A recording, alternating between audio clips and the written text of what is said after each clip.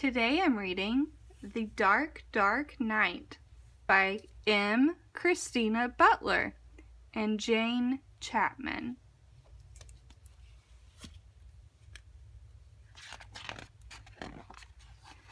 This is for Thomas and Maddie with love, and to Noah, Levi, and Isaac. Frog was very excited. All winter he had been asleep under a stone, and now that it was spring, he was on his way back to his pond. On the way he bumped into Badger and Hedgehog. Then he played leapfrog with Rabbit and Mouse. Suddenly, he saw that it was getting dark, so he borrowed a lantern from Mouse, and off he went through the woods to the pond. Woo! Woo! The wind blew in the trees. Squeak! Squeak! Went the lantern as it swung from side to side, and the dark was all around. When Frog reached his home, he put the lantern down behind him, and was just about to jump into the water when he saw a huge black pond monster with enormous claws coming out of the reeds. Frog grabbed the lantern and hopped as fast as he could back through the woods. "There's a huge monster in the pond," he cried. "Are you sure?" laughed Hedgehog. Frog nodded, trembling. "All right," said Hedgehog calmly. "We'll have a look together." "And I'll come too," said Mouse.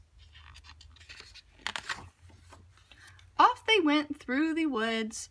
Woo! Woo! The wind blew in the trees. Squeak! Squeak! Went the lanterns. "Wait for me!" cried Mouse. And the dark was all around. Soon Hedgehog and Frog reached the pond. "Now," said Hedgehog, "where's this monster?" "There it is!" cried Frog. It was bigger than before, with enormous claws and terrible spikes down its back. "Run! Run!" cried Hedgehog. "Pond monster! Pond monster!"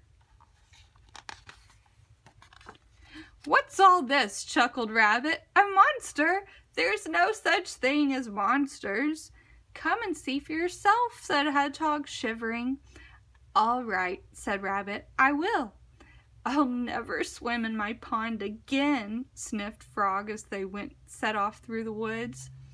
Woo! Woo! The wind blew in the trees. Squeak! Squeak! Went the lanterns. "Wait for me!" cried Mouse. And the dark was all around. It wasn't long before they were back at the pond. Rabbit, Hedgehog, and Frog tiptoed to the water. There it was again, the big pond monster.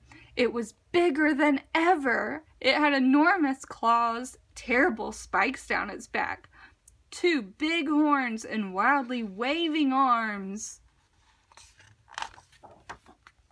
"Run for your life!" yelled Rabbit, racing through the woods, with Hedgehog and Frog close behind.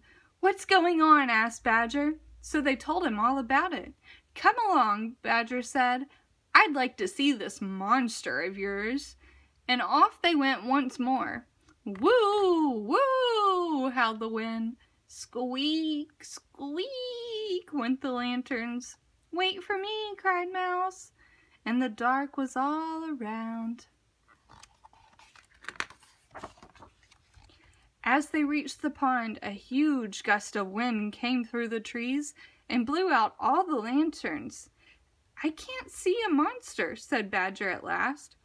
"That's because it's too dark," whispered Frog, and there they all stood, waiting in the moonlight for something to happen.